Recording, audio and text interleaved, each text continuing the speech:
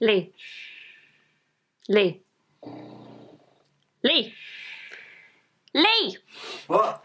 There's a pandemic going on in the world and we need you to make entertainment online now! Okay. Quickly! Let's do this. I'll be right back. Okay. Wait right there. Okay. I'm ready. Let's do this.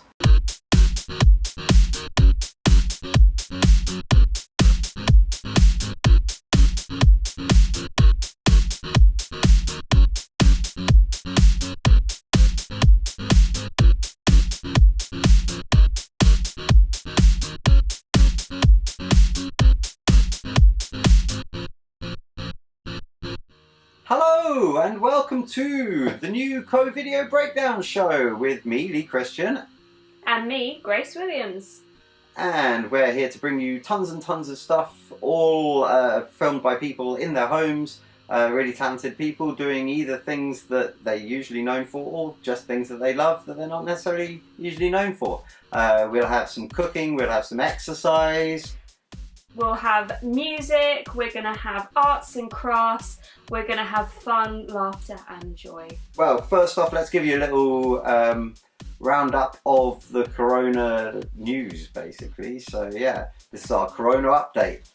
With all the events being postponed until 2021, we've now heard that 2021 is being postponed to 2022 to fit them all in. Indeed, and it shows you how bad things are when even the tumbleweed shops are shut. Boris Johnson has put the country on lockdown and has stopped mass gatherings. It was his only way of finding Wally. Guess what? He found him in number 10. And to add to that, President Trump has said that whilst things are in his hands, there'll be an end to large groupings. Funerals are still permitted, but as cemetery workers have to work from home, the council asks that you take the deceased to their homes so they can bury them in their gardens. And it's been reported that since the lockdown, the traffic to the site Pornhub has gone up by 450%. So the government have asked retired sex workers to help out and do their bit by returning to work. Asking for a friend, obviously. Here's what's coming up on the show with some handy scratching from Vincent Vega.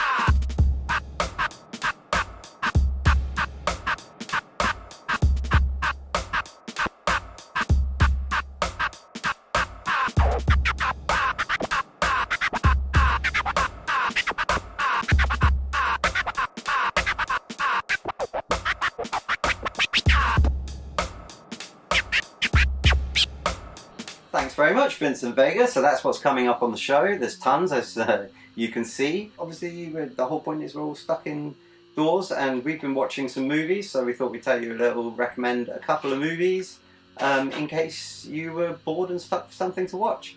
The first up is First Love. So this first film is Takashi Miike's First Love.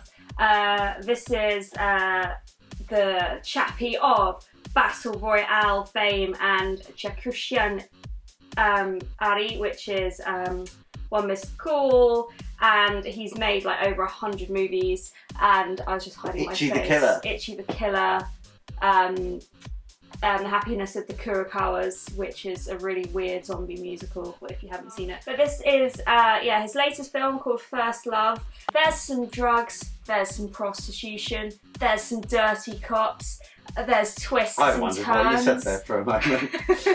And it's a great movie. From a great director that you should definitely check out. Sugoi desu. Yokkata. Hey. Okay, and secondly, another thing we watched quite recently, which is very old, but I'd never seen for some reason, is Zero Dark 30 by Kathryn Bigelow, who is one of my favourite directors of all time. She made Point Break and she made Strange Days, which are two of my favourite films. Also more famous things like Detroit and The Hurt Locker, both great movies. And yeah, she's just a fantastic director. She's really visceral at action, and she's got a real way of sucking you in with her filmmaking so that you feel really compelled by obviously what's probably decent scripts in the first place, but her filmmaking definitely makes you feel a lot and be very invested in the characters. So I love her filmmaking. She's really good at set pieces and particularly running behind people, which is one of her what do you call those things? One of her signatures, which you can see in obviously the great running chase in Point Break, and obviously the first-person memory bits from Strange Days. And there's a couple of moments in this. This is about the hunt for Bin Laden, and it's just super compelling. It doesn't feel as long as it is, and everybody in it puts in really great performances, especially Jessica Chastain. And you've even got a little bit of weird Star-Lord action popping up, and Joel Edgerton as well pops into it a bit later. There's some great people. The guy who plays Mercutio, who I can't, Harold Perrineau from Oz, and he's in it. And there's loads of great solid performances. Barack Obama was quite good in it, wasn't he? Was he in it as well? I drifted from my memory, but yeah. That was a news clip. I was trying to. Oh, was he? Oh, yeah. Okay, yeah. So they say it's the greatest manhunt in history. They obviously haven't seen The Fugitive, but still, this is a really good movie. Mark Strong's in it as well, putting in a strong performance. Mark my words. So check out Zero Dark 30 if you haven't already. It should be streaming on stuff. If not, you can probably get a DVD online for £1 or $1. So to kick things off, one of my favourite independent artists who's out there in the world right now, Mr. Mike Gale. This is his CD. I'm doing the David Letterman thing now. This is his CD, which is called Summer Deluxe. We're just coming up to some spring and some summer, so might be just about the time to start investigating this. And he's going to play us a song right now that he filmed especially for you. So enjoy. Here he is, Mike Gale.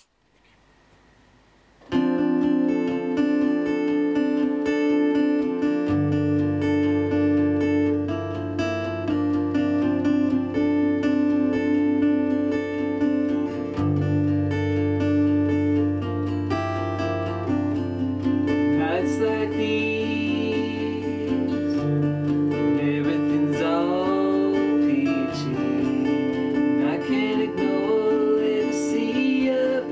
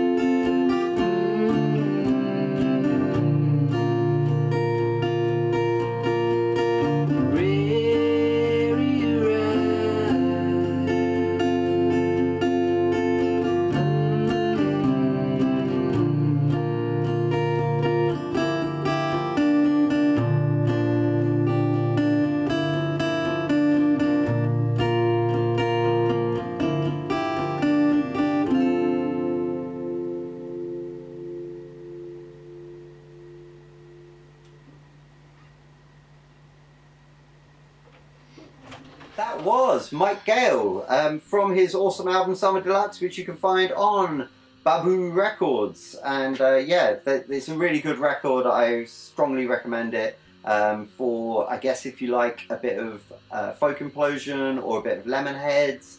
Definitely in that kind of what's that?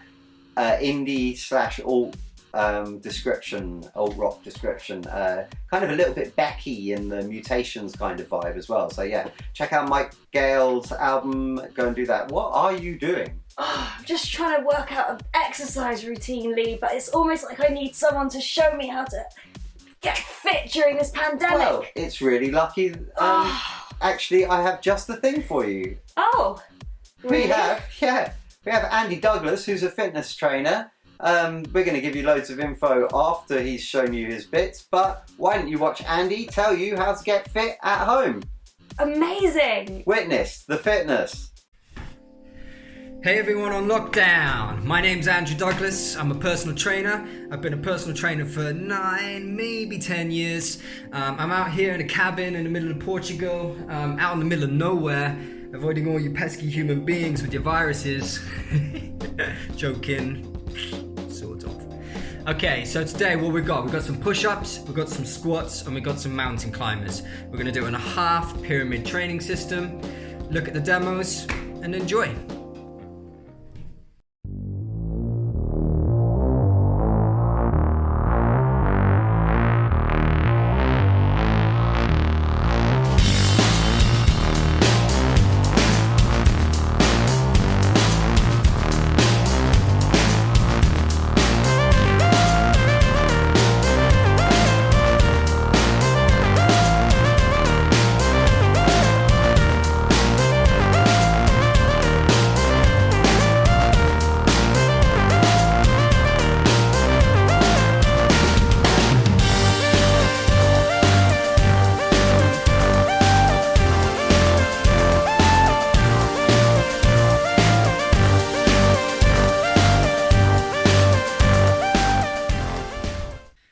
Okay, so what we've just seen there, some exercise demos, and we're going to put them into a pyramid training system. So what we mean by pyramid is we're going to do 10 repetitions of each of the exercises you've just seen. Once you've done 10, you can have a little rest if you want to, catch your breath, have a little bit of water, and then you're going to do 9 repetitions of each. Once you've done 9, you're going to do 8, so on until you get down to 1. Nice high intensity. Enjoy. Okay, so that's it. I hope you enjoyed. If you can't do the push-ups, full push-ups, then just do them on your knees. That's absolutely fine. If you get all the way down to 1 and you feel like you've got more in the tank, come all the way back up to 10. No trouble whatsoever. Take as much rest as you need. Have some water on the standby, and keep safe out there, guys. You know, follow the rules and everything will be okay.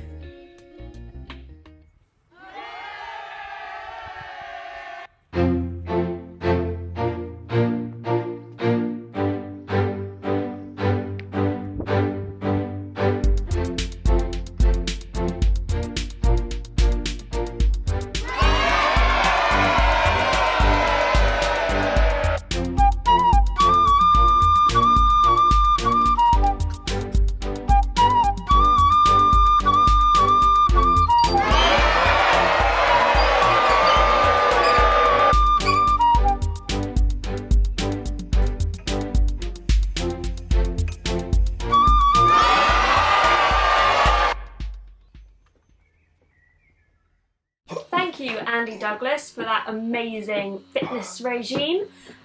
Next up, we have got Luke Phillips, who's going to be teaching us how to make some stickers. Over to you, Luke. Hi guys, I'm Luke. Lee got in touch with me to make a little video to keep you entertained during everything that's going on, so I thought we'd take a look at how to make your own stickers from home. The main way that we're going to look at today is with some drawing paper and some form of sticky back plastic. So this is just clear contact paper, but you can also use clear packing tape if you lay it flat and overlap them a little bit to get a nice covering. You're also going to need pen, pencil, something to draw with, whatever you want. You can paint it, it's up to you, and a pair of scissors. So the first step is to sketch out a design. I'm going to take a fine liner. I'm going to draw my design. Now I'm going quite quick with this, but you can take as long as you want. So depending on what sort of paper you have, you can even paint your stickers. You could spray paint it. You can do whatever you want, because by putting the clear plastic coating on top, you're actually protecting it. So it's much less likely it's going to get damaged by wear, tear, whatever. A little incredulous skull there.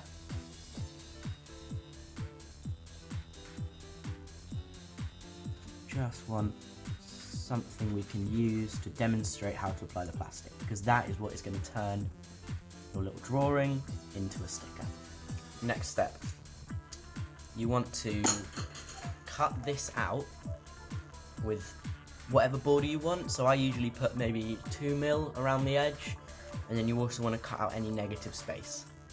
I've cut my little skull doodle out of the paper using a decent pair of scissors and a sharp knife. So the next step, and this is the important one, this is the one where we turn this little drawing into a sticker. So we're going to take our first piece of contact paper, and it's a very rough rectangle, that doesn't matter, as long as it's bigger than your drawing, it's fine. And we're going to stick that down with a couple of pieces of tape just to keep it flat. Then we want to lay our drawing on top, about centered, doesn't really matter, again we're going to cut it out. Then you take a second piece, also bigger than the drawing, and this is the only bit that requires a bit of attention to detail. So I'm going to take one corner and peel it up, and then what we want to do, we want to line it up on top of the skull and the other sheet of contact paper.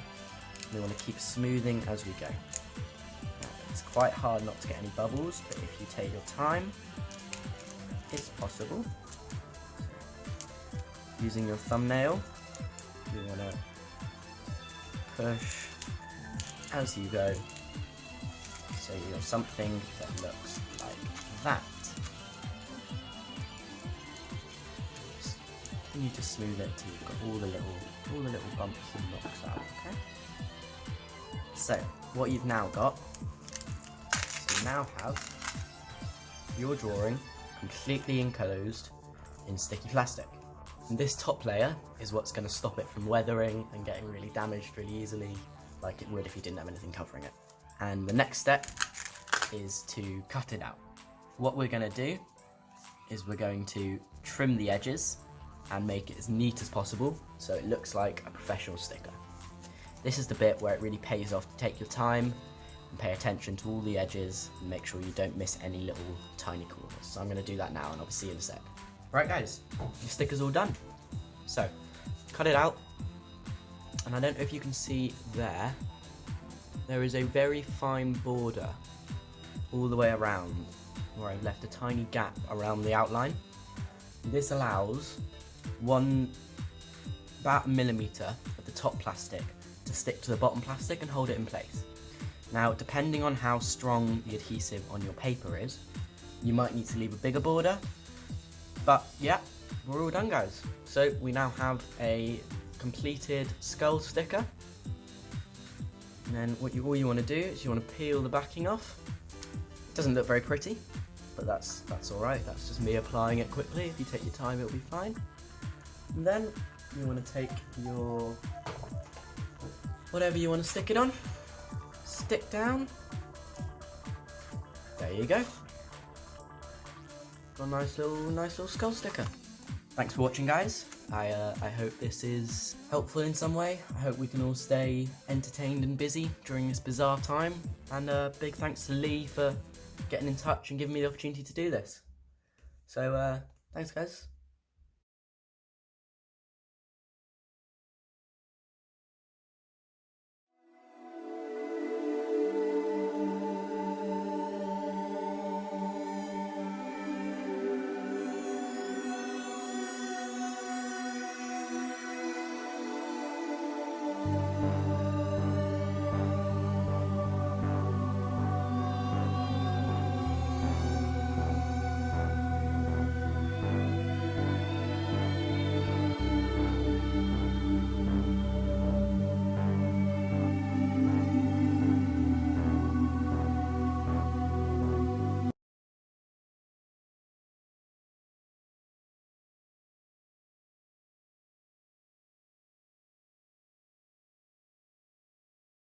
Hey everyone, I'm Kaki from Udaipur, India. I'm 17 and I'm a singer and songwriter, generally singing Hindustani classical and pop.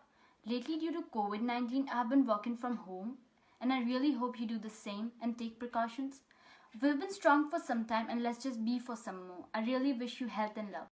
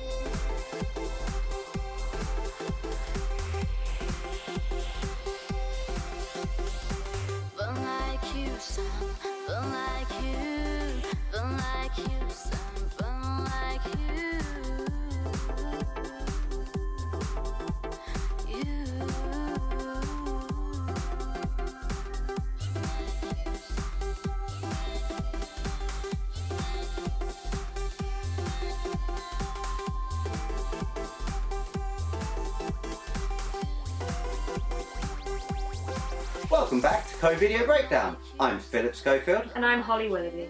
And that was the talents of Kaki, who is a singer from India, who you can find more of through Talents of the World online, talentsoftheworld.com or Talent Online if you put the little at thing before it. And she wanted to send us something especially for you. So yeah, it's really nice to have this kind of international reach and everything, and I'm sure you're going to see a lot more from her in the future.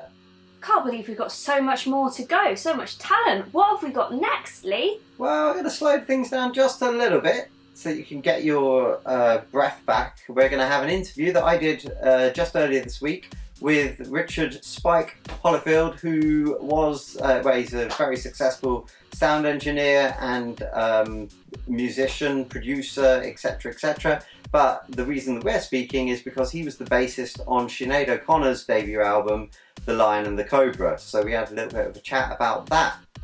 Enjoy.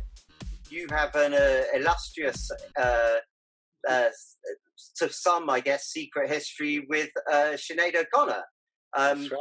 The early days of Sinead O'Connor. I can't say I'm an expert on all of her stuff, but there's certain tracks that have popped up throughout my time of listening to music that she's just like knocked it dead.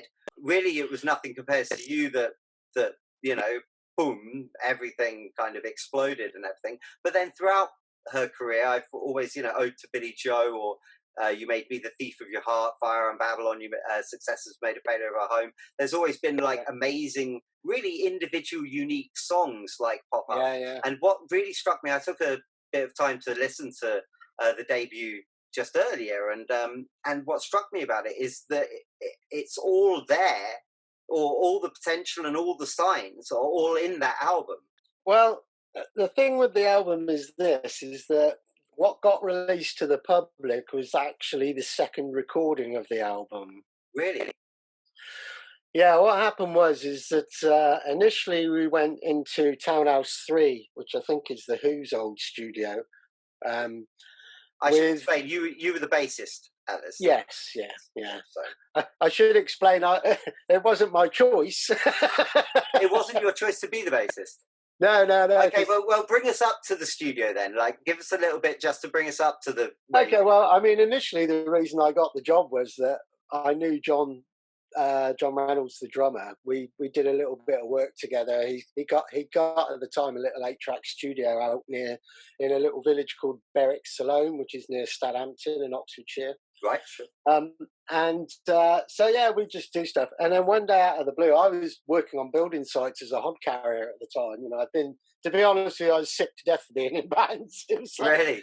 I've been in a band since I was 15. I was now, and it's like. So yeah, and then it was the time of year we didn't have much work on because it was raining, and then John called me out of the blue and said, "Hey, do you want to come down to London and play bass for a while?" And I said, "No, I'm a guitarist." And he said, "Oh no, it's 30 quid a day," which in 1986 wasn't too bad. That's fine. Yeah, totally. Yeah. Yeah. So anyway, I just said, "Yeah, okay, whatever, And I went down to what was called Nomis rehearsal studios near Shepherd's Bush, and just sort of it was 3 days, Wednesday, Thursday, Friday. There was a bass rig already there. I didn't even have a bass. There was something there, and the deal is that Ali McMordy from Stiff Little Fingers was playing bass, and Ali and John, the drummer, and Mike, the keyboard player, were all in a band before. But this is quite a weird one because Ali decided that he was going to do a crash course, sight reading, to do an audition for Alison Moyet, who at the time was huge. Yeah. And so off he went and did that. And so for the 3 days I stood in while he was gone. Right. And I know him and Sinead weren't getting on famously at that point. Right. I just went down and Rob, the guitarist, Rob used to be in Japan. Remember Japan? Yes. Yeah. And Rob, the guitarist, would just sort of shout across root notes to me, G. Right, yeah. And I'd sort of make shit up, Yeah. Stuff. And then Friday, the label came down to watch the rehearsal, and they sort of went off with Sinead after an hour or so and come back, and they'd asked her to ask me to join the band. So really? Awesome. So that's kind of how I got the job, really. Wicked. And then we just went into like tons of rehearsals. In fact, Sinead stayed up in Oxford quite a bit at John's cottage, and the three of us spent a lot of time. I mean, I had to basically write every bass line for 15 songs, Right, yeah, sure. Including The Crystal Ship by the Doors, which I'd never heard, but she was doing a cover of. Oh, really? Awesome. That's my favourite Doors song. That's totally my favourite Doors song. Yeah, I love it. Well, sadly, it never got released, but I'd love to hear that, yeah. Yeah, I literally, as soon as you'd gone, I was going to go and try and look for it online. So, yeah, I'm glad you told me, yeah. No, sadly, that never got released. It's good as well. I've got it on a cassette copy somewhere, but and then they booked in time at the studio at Townhouse 3, and that was, the producer was a guy called Mick Glossip. Right. Mick, I think, had done a lot of engineering work with Van Morrison at the time. Right. And he turned Sinead on to Van Morrison big time, right. Strong melodies, all that kind of stuff. Yeah. So we went into the studio, and we were set up live, it's a big studio, Townhouse 3. And we'd have the drummer set up in the main room and the bass rig in it behind the glass door and in the main room. Everybody set up, and we just, and of course it was at the time, it was all taped, we would do songs, and at the end of each song they'd say, do a count of 8 and then jam. And that was kind of for 12-inch mixes. Yeah, but the relationship with the band and Mick, it just didn't blossom. He was very, we'd be working stuff out on a song maybe, and then on the intercom he'd come over and go, "Right, John and Spike. Yeah, Mick, how many hit records have you made?" None. Right, well then do it my way. It's right, okay, yeah. And it just really wrecked the session, to be honest with you. I mean, I really wanted to watch Rob put his guitar parts down, and I'd just sit quietly at the back of the control room, and then within 10 minutes, Mick would turn around and go, "Spike, what are you doing in here?" So, oh, really? Oh. Well, we're working, So. Oh, really? Yeah. Oh, so and the funny thing is that he mixed 3 tracks from the album for the label. I mean, we had 20-piece string orchestra in at one point doing Troy. We had kick horns, which were yes, they were I know the kick horns. Yeah, Tantrum Derby and loads of stuff. They were the kids in the 80s. They were the session players. So they were like the British Phoenix horn section. Right, sure, yeah, totally, yeah. So all this stuff. I mean, they spent a fortune, man. They spent about 120 grand. Wow. Recording that record in 1986, is that? 87, yeah. It was sort of 87, sorry. Yeah. So it was released in 87, but... Yeah. And so Mick mixed 3 songs, and the label listened to it and went, what have you done to this band? Oh, really? So it wasn't what they. So then, well, they had to then there was redo. meetings. Then there was meetings and meetings, and then Prince brought out Sign of the Times. Oh, okay. And then Sinead went, right, this is going to have a whole different approach. And so we went into, I think it was Oasis Studios, Barry Blues Studio in Camden. And this guy turned up with a computer, and suddenly everything was mapped. I mean, there's about 30 seconds real drums on the whole album. Really, right. I was going to ask, because there's points where you're like listening to, there's definitely a real bass, and then suddenly a little synth bass will go, and then you're like, oh, okay. No, it's all. There's real bass on every track for sure, but I mean, there's lots of keyboard stuff going on. It was. I mean, basically, Sinead just wanted to make it sort of tight and dry, like Sign of the Times in a way. Kind of. But then it makes it quite timeless. Like it doesn't have a real kind of, you just can't really pin it down to any. There's a lot of material on there. I mean, one of the easier ones to pin down are the hits, the Mandinka, and also I was going to ask you about the song that you have a writing credit, as far as I can see on my. Anyway. I Want Your Hands on Me. Yeah, so I was going to ask you a bit about that, because that's quite funky. That's like a very in the Princey vein. There's the big high guitar chink chink, and there's Well, that was actually written in rehearsals as a jam in London. Yeah, that just went together really quick, and it ended up making the album. And then MC Light ended up rapping on it. Right, yeah, and also I was going to say, then a year later it was on the Freddie's Dream Master soundtrack. No, Street 4. So I was going to ask about that. So first off, were you still with the band at that point when that happened? No, with the band, basically, I mean, we went into the studio again. This time it was with Kevin Maloney, sort of co-producing with Sinead, really. Right, yeah. Although we were kind of all getting involved. I mean, that side of it much was better vibe than the previous time then. Yeah. I mean, it was pretty much Mick Glossop and Sinead, being told what to do by Mick, really. And then when we went in with Kevin's a lovely guy. Kevin's engineered quite a few U2 albums at the time. Right, yes. But Kevin's first big breakthrough was that he produced the first Fairground Attraction album. Oh, really? Which had the massive hit on, Huge, yeah. Yeah. So, but Kevin was great fun. He was great, But yeah, it was almost like a collective thing. But the label were dead set against any of that. It was Sinead and Kevin. Oh, yeah, I mean, I guess the marketing. When we were at rehearsals in London before we recorded the album the first time, we were rehearsing up about 16 songs. And I can remember we sat on the floor, Sinead got a notepad out, wrote all the songs out and wrote down. John, you wrote the drums on everyone. Spike, you wrote bass on every track. You wrote guitar on 5 tracks. Rob, you wrote guitar on that. Mike, you wrote all the keyboards. She went off to a big meeting with the management and label. And 2 or 3 hours later, came back with a tail between their legs, kind of going, guys, well, you've only got credit for this because apparently they're saying, I wrote the chords on the guitar, so I wrote all the music and the words. Right. So.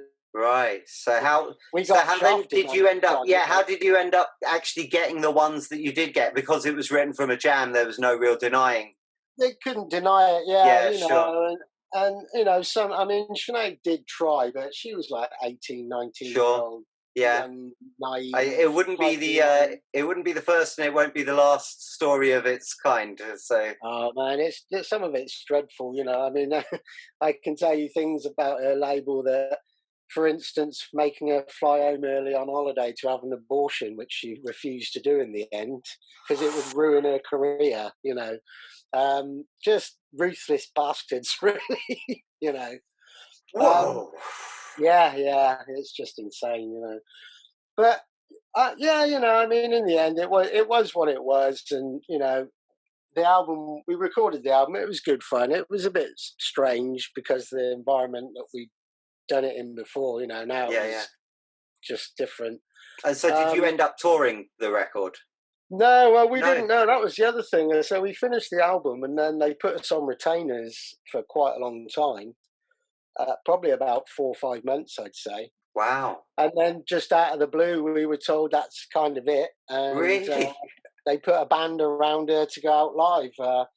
The drummer and the bass player was Andy Rourke and Mike Joyce from the Smiths. Oh, that's quite a compliment, I guess. If you're going to be replaced, it might as well be someone that's, not just any old sod. Let's face it, the bass player from the Smiths can't funk it up like I can. No, well, he must have. Yeah, that must have been interesting when they got round to Put Your Hands on Me. Anyway, so yeah, exactly. So getting back to that, so then by the time that came out, that must have been a nice paycheck, like when that was included in the film.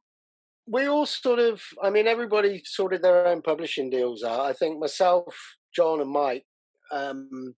We went with Carlin Music, and our lawyer at the time advised us to do what he did, for us. Which I think I got 4 publishing deals offered me. 3 of them had fairly decent advances, but were like 60-40 or 70-30. Right. Yeah. And then he got a deal with Carlin Music, which is a 90-10 with no advance. Wow. So I'd get 90 pence out of every pound. Right. But you wouldn't get anything up front. Yeah, but no advance. I mean, in the long run, he said that would be the sensible one. Good bet, yeah. Which we kind of all did, but funny enough, about 6 years ago, I found out recently that our lawyer had screwed us all over by about 200 grand because that 90%, 10% split was on monies that entered the UK. So what was happening was hundreds of thousands of dollars were getting flying around, America and New York, internationally, yeah. And then they would send $20,000 to us 3. Oh wow! So it was like, it's quite difficult on that one because we could have all had such different lives. Yeah, totally. And did you watch the film and did you know it was in the film before and did you see the film and then it pop up? I watched the film, yeah. I mean, did I know it was in it before? I think I might have done, actually. I'm not sure, to be honest with you. I remember it in the scene. I think she's in the gym or something. Right. That's the scene that the music is on.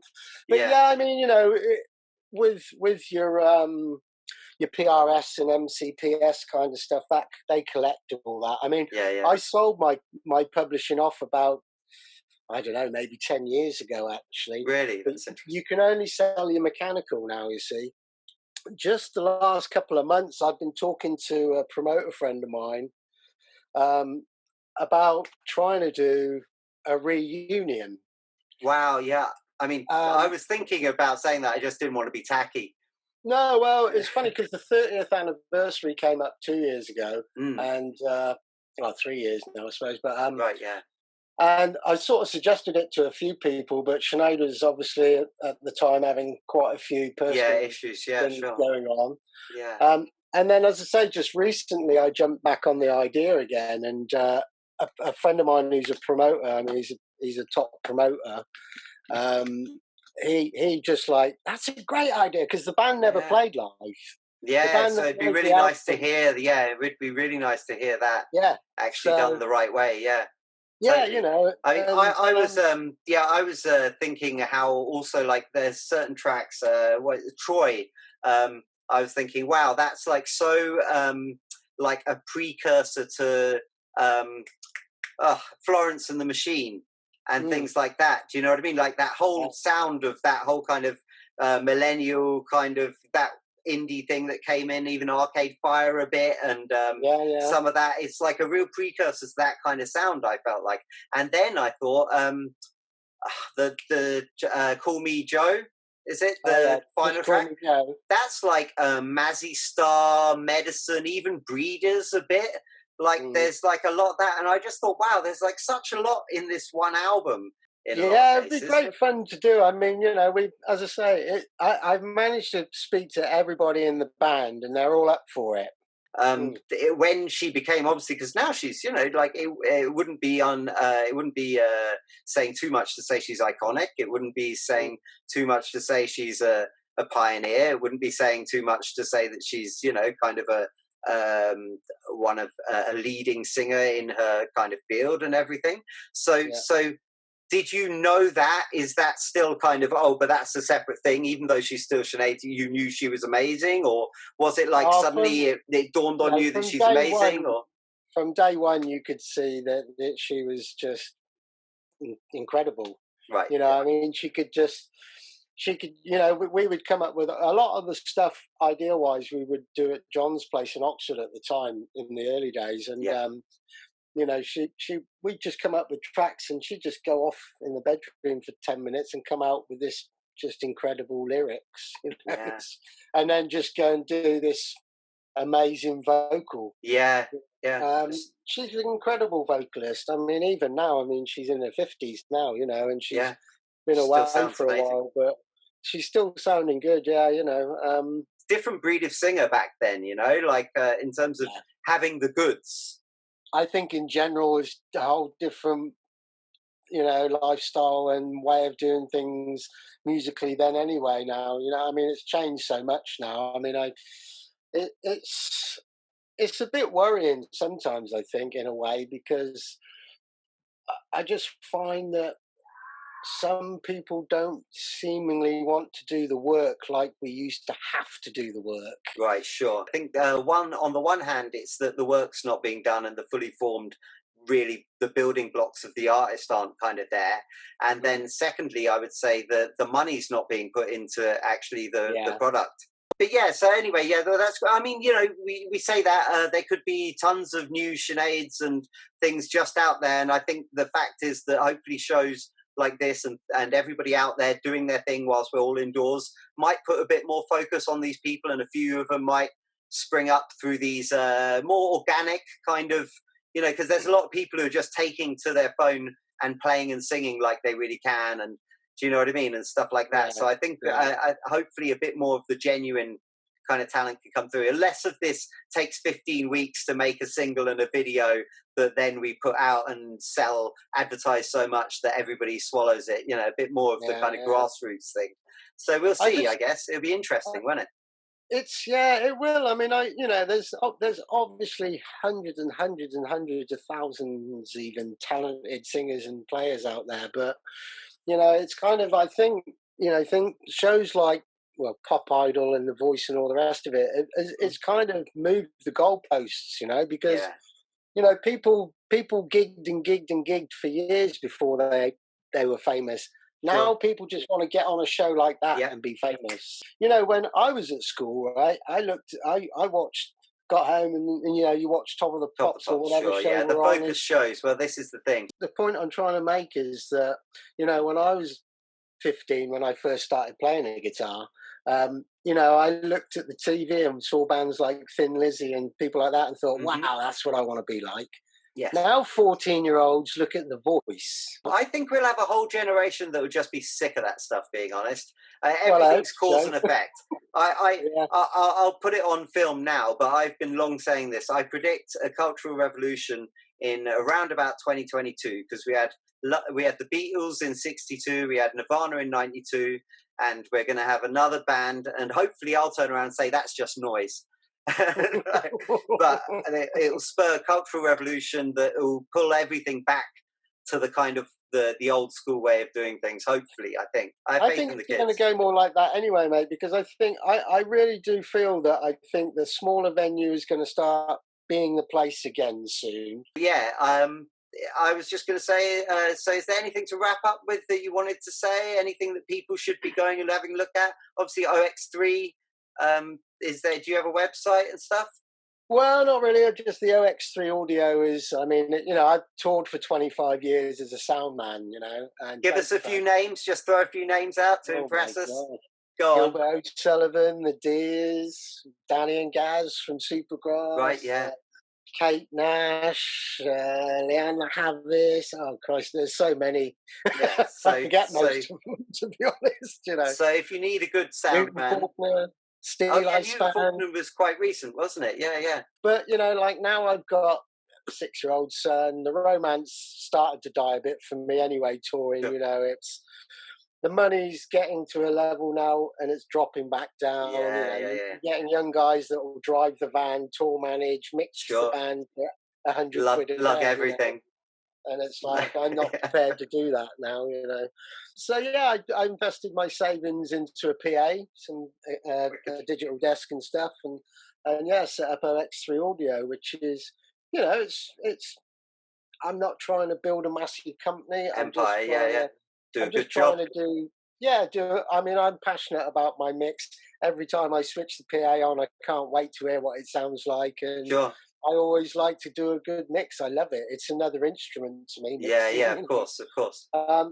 But yeah, you know, I mean, I'm not trying to. I do a few festivals, Woodstock Festival. I always do that, and yeah, I'm just trying to earn a living at it. I don't. Just for anybody watching across the world, that's not the Woodstock Festival. No, that's not the Woodstock. That's the Woodstock in Oxford at near Blenheim Palace. Well, on that note, I think I shall bid you adieu. But thank you so much for spending the time with me. Yes, yeah, and yourself, my friend, and yourself. Do you like games, Grace? I do. Do you like computer games? I do. Yeah, you do, don't you? I see you do. playing away on Arkham and stuff like that for ages. Oh yeah, Red Dead Redemption, baby. Cool. So yeah, I think it's supposed to say Red Dead Redemption, baby. Like Red that. Dead Redemption. Anyway, if you like games, here's some info on games from the lovely Trista Bites. Hi guys, I'm Trista Bites and I would like to recommend to you a game I have just recently finished playing called The Stanley Parable. I say game, it's kind of a game, it's sort of a game, but it's more a first-person exploration of what it's like to be a character within the narrative of a game, if that makes any sense whatsoever. And if you think that sounds like a crazy idea, you haven't heard anything yet. It's an incredibly fun experience. You are Stanley, a first-person invisible character wondering where his feet are, who works in an office place and all of his colleagues have vanished. Now the narrator tells you what to do and you're welcome to follow the narrator and the game will be over in 10 minutes. However, if you choose to defy what the narrator says, that's where all the fun starts. And the narration is a massively important part of this game. Kevin Brighting is the narrator and he is an incredibly phenomenal voice actor, the perfect choice for this, and the sarcasm and the wit and the delivery of these lines really are integral to the enjoyment of the game. The game was in fact created at the tender age of 22 by David Redden, who created it as a Half-Life 2 mod and then developed it from there into a full standalone game in 2013 under the Galactic Cafe Studios name. And there is in fact a super deluxe version of the game coming out at some point later this year, so keep an eye out for that. It is well worth the play. It's about 4 hours tops of gameplay. It's very fun, it's intriguing, it's witty, it's there's nothing else really like it, so I highly recommend you give it a go. And if you like the game, and if the bits of it that get quite dark, funny yet dark aren't too much for you, there is also a second game they have put together called The Beginner's Guide. They're often sold as a package on Steam if you'd like to try those ones out. It's available on Mac, on PC, on Steam and over on the Epic Games Store as well, so do check it out and let us know in the comments what you made of it and exactly how confused you were afterwards, because I spent a lot of the game looking like this. Just a stupid cycle, just the way of the world. Is there some predestined fate accompli that the world must burn? 'Cause we can't go on like we have been, we can't do this no more.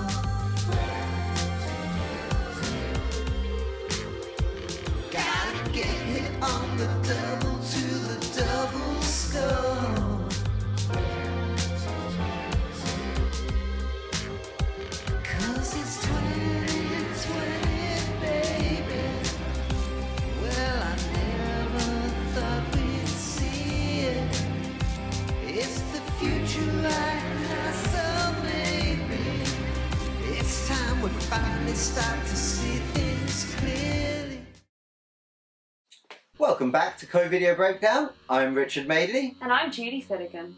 And we thought we'd tell you a little bit about reading. Remember reading? We just got back in touch with reading. It's quite good, isn't it? So I don't like those ones with only just the words. So I'm going to tell you about some comic books, graphic novels, trade paperbacks, however you want to put it.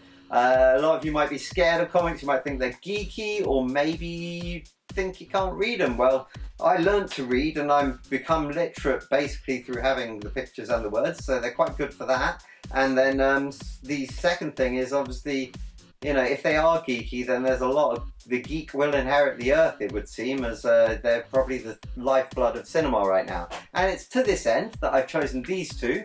They're not necessarily my favourite books of all time, but they're definitely some of my favourite books of all time. They are Civil War and Old Man Logan. They are both by Mark Millar and illustrated by the awesome Steve McNiven. Millar's not necessarily my favourite writer, but when he does hit the nail on the head, he's really, really good. These two Marvel ones particularly I really enjoy. They're both controversial in their own little ways, but that is no surprise from someone who brought you Kick-Ass, The Kingsman and such things like that. Anyway, getting into it, the reason I picked these movies are these books are their easy transitions from the movies. So if you've seen Civil War, you'll realise it was quite civil. Nobody really wanted to hurt each other that much, and it also didn't really spread across a whole Marvel universe. It was just within a very tight, limited kind of spectrum of the universe. And obviously this is after decades of Marvel action, and Cap and Iron Man are brothers in arms of decades long, with a long history between them, so it's a real rift between them, and what it does to the whole Marvel universe in terms of shaking it up is also great to see as well. Reed and Sue of the Fantastic Four, if you don't know who they are, Mr. Fantastic and the Invisible Woman, who are a married couple, don't agree on the Superhuman Registration Act. Typical couple. This is lushly illustrated. There's a bit of the Iron Spider and Captain America fighting, which obviously was slightly inspired elements of the Civil War movie. And it's just a great, great book. Look, there's Thor in all his glory, all his Thory glory.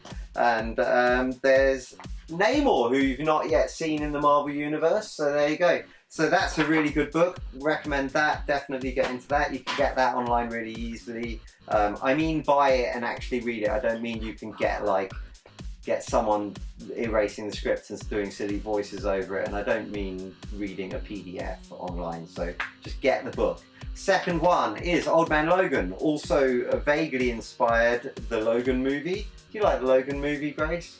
I Logan it a lot. Which do you prefer out of Civil War and Logan, would you say? Oh, tough. Logan. Okay, so with that in mind, this is even better than the movie, because whilst the movie is a great Unforgiven type riff on the Logan story, it also reduces things down again, and you don't get the full Marvel universe. In this, however, it's set in a dystopian future, even more dystopian than the movie Logan. Wolverine has decided he's never going to use his claws after he murdered all of the X-Men after being tricked by Mysterio. I know, Mysterio from Homecoming. It's a totally different cinematic universe, but you can combine them in this book, so it's definitely worth it. Hawkeye, his blind mate. Hawkeye, blind?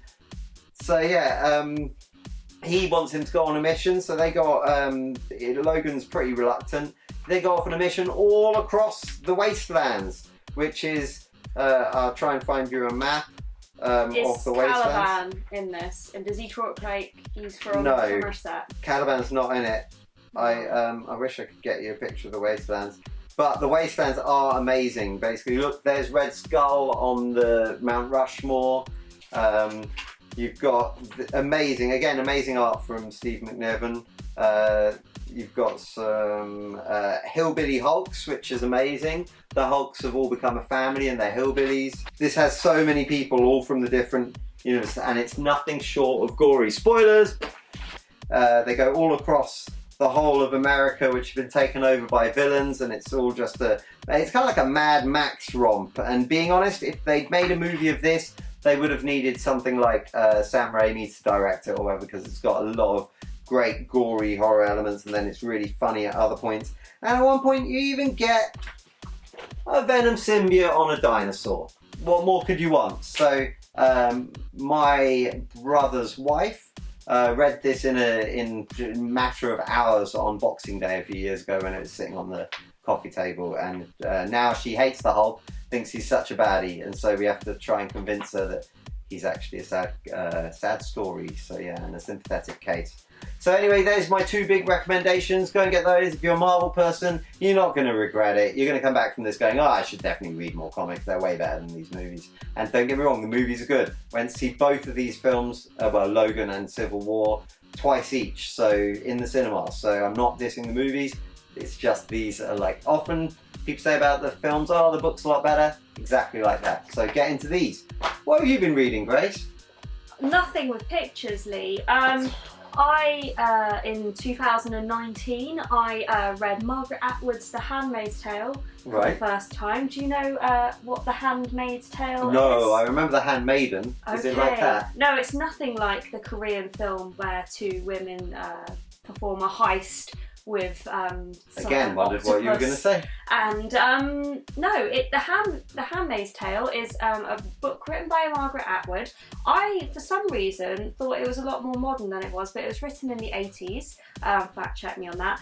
Yeah, so it's a dystopian future where basically the sort of there's been a few world disasters, I guess one could say, and a sort of a super right-wing Christian sect have taken over America. The birth rate is really low and it's really difficult to get pregnant, so women who are perhaps sort of adulterous or are deemed sort of pesky to society become handmaids, and they basically get inserted into families and are used as birthing machines, basically. So they have to give birth to the family's child because the women of the family can't have children. Like the story from the gospel preacher, like what was his Abraham? Yes, it's like exactly the story of Abraham. They quote that basically. Yes, yeah. Right. Okay. So loads of people know it. So off the Is back it quite of that, famous? Is it? yes, Quite it is. English? It's quite English, yeah. Right, okay. In that way, and so much so that I've started watching the DVD. Yes, a DVD. I'm not streaming it. My mother, after she was very excited that I started reading the book, thought, oh, you must watch the seasons. So I'm on season 1 at the moment. It stars the wonderful, amazing Elizabeth Moss, who you can see most recently in Invisible Man. She's really good. And yeah, this the series, she once tried to replace Bill Wyman, but they wouldn't let her. Because as you know, a Rolling Stone gathers no moss. And I've also been bought by someone, perhaps my co-host, Miss Grace Jones. Grace Jones, I'll never write my memoirs. A little bit of cheeky boob hidden away there. Grace Jones is literally one of my idols. I really hope they don't have to cancel her 20th of June show. Are you talking about the Meltdown Festival? This might keep you a bit happy anyway, because now, do you like drumming by any chance? Drumming? Well, yes.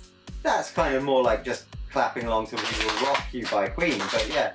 But well, if you like drumming and you like Grace Jones, you're going to love this next section, because here is Andrew McClean, drummer extraordinaire and drum teacher, online drum teacher. You can get lessons for yourself from Skype.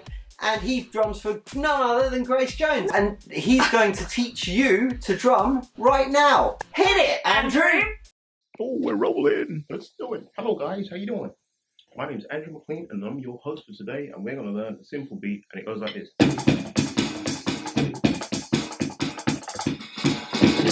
I'm joking. It's not going to be that. No way. Okay, so the beat we're going to learn today is a very straightforward beat, and it sounds like this. 1, 2, 3. Now, in order to play this beat, it's very simple. All you need to do is play 1, 2, 3, 4 with your right hand. Now, your left hand, all you're going to play on is numbers 2 and numbers 4. 1, 2, 3, 4. 1, 2, 3, 4. You're going to play the 4 and number 1 and number 3. Number 1 and number 3. So 1, 2, 3, 1, 2, 3. Now that you've done that, it's going to be a smarty pants amongst one of you guys, right? Saying it's too easy. Okay, so what we're going to do, we're going to add an addition to the rhythm.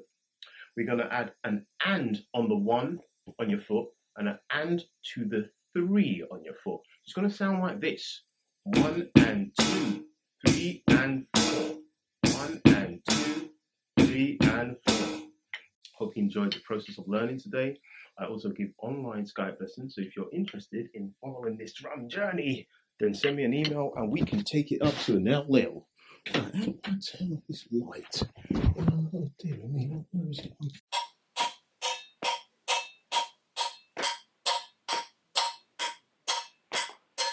See, it's easy.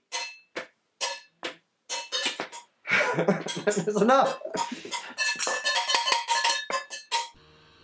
So good. I was playing chopsticks. Playing chopsticks on the drums. Thanks very much for that, Andrew. And next up, how about learning some guitar? Here's Anand, who's also known as Half Indie on Instagram, and he's from the band Ankat Dub, who are from Darmstadt, which I'm pronouncing all of this really badly probably, but that's not my job. I'm just... Oh yeah, I'm the presenter, it is my job. So if you want to know how to play Neil Young's Keep On Rocking in the Free World, watch now! Learn the guitar! Yeah! Okay, how to play Keep On Rocking in the Free World by Neil Young. Sun goes down in Quarantine City, difficult lighting, but don't be afraid. Song has 3 parts. First part, the verse. E minor, D major, preferably D sus2, you just leave your middle finger off the fret, and C major. The rhythm. If you play consecutive up and down strokes, alternate picking, 1 bar would be 1 and 2 and 3 and 4 and that's the 8th. And you have to play 1 and 4, 1 and 2 and 4, 1, 2 and 4, 1 and 2 and 4.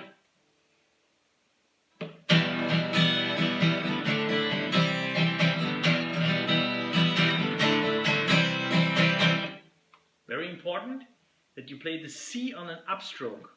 1 and 2 and 4. That drives the song forward.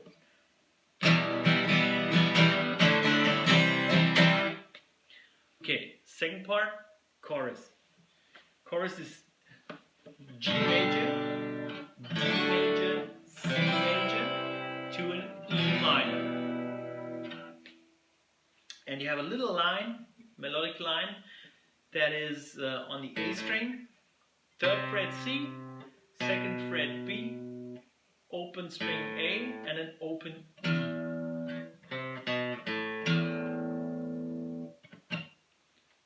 So, and the rhythm is 1 and 2 and 3 and 4 and 1, 2 and 4 and 1, 2 and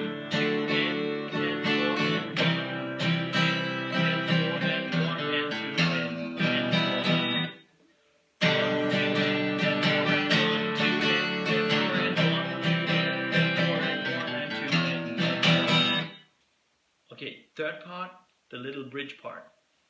Pretty cool, little difficult rhythm. It's just an A chord, nothing else.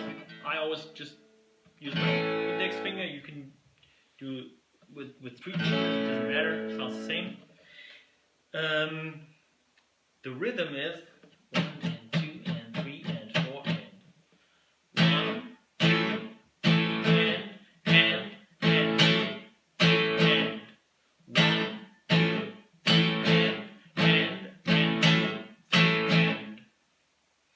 and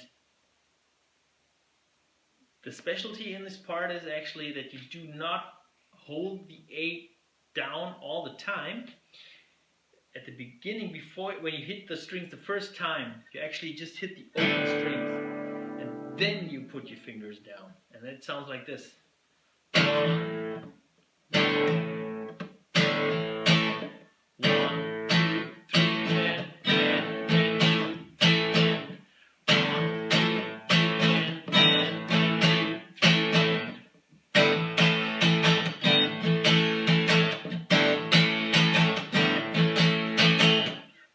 That was the third part. That's all. That's the whole song.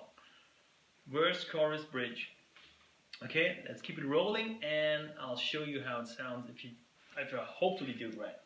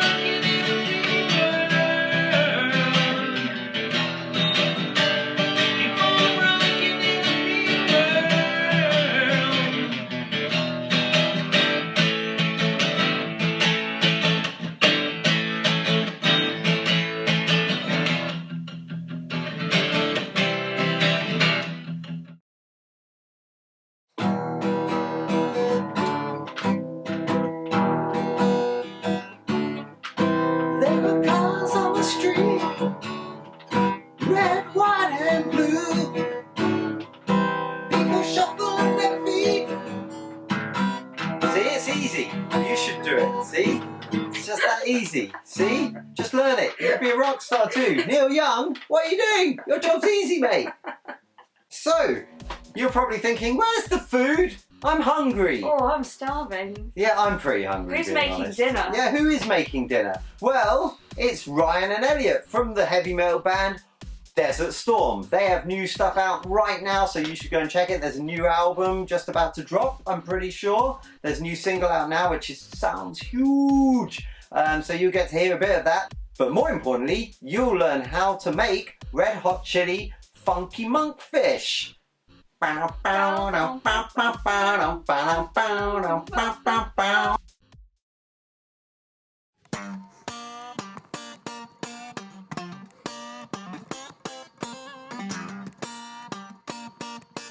We're doing monkfish with ginger and spring onion, and Elliot's going to do some egg fried rice with it. So I've got some onion here. I'm going to cut some garlic. Just going to crush that. For this dish, just want to slice it thin. Same with the ginger. Slice it thin.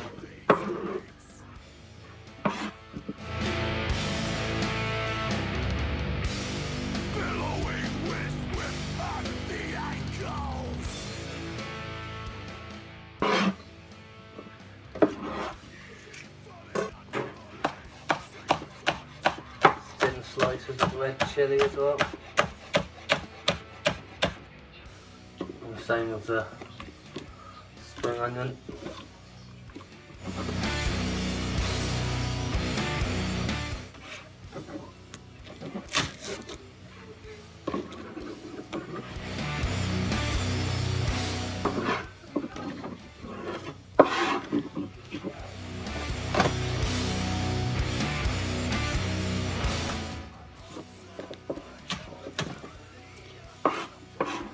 And just finely chopped coriander that's going up here.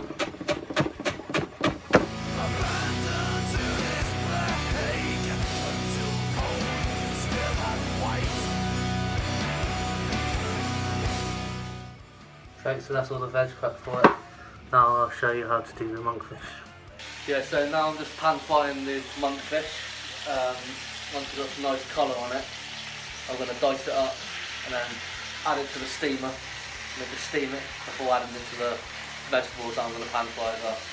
If you've got a wok, that's ideal.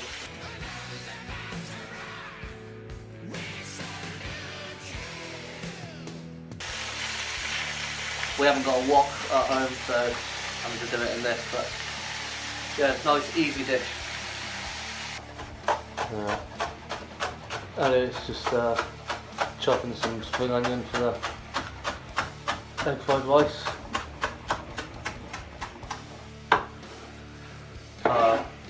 Some eggs for the rice flour, just a bit of seasoning in there, and I'll start that in a minute basically.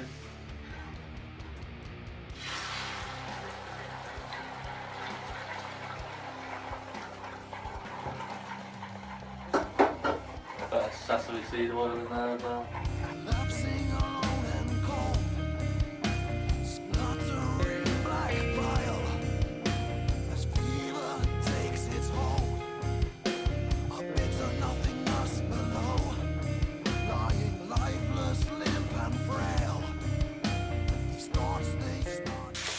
I'll put a bit of soy sauce and spring onions in it. It should be ready to rock. Are you ready to rock? Mr. Grimace.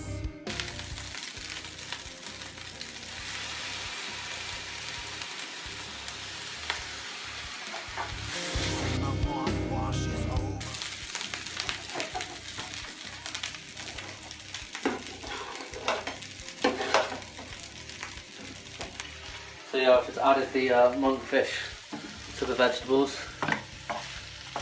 Just start off with frying the onion, and then the ginger and the garlic. Little fresh chilies in there. Some soy sauce.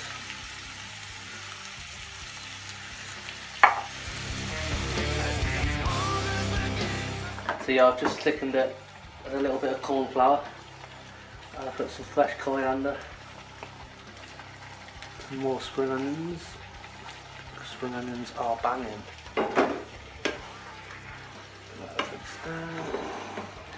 And now we're ready to serve.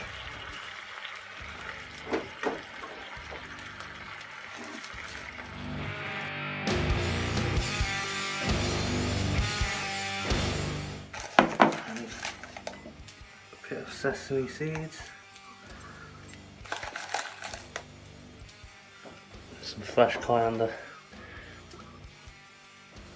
to garnish it,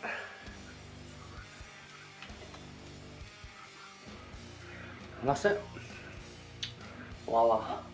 Monkfish, ginger, garlic, chilli and spring onion. Cheers for watching.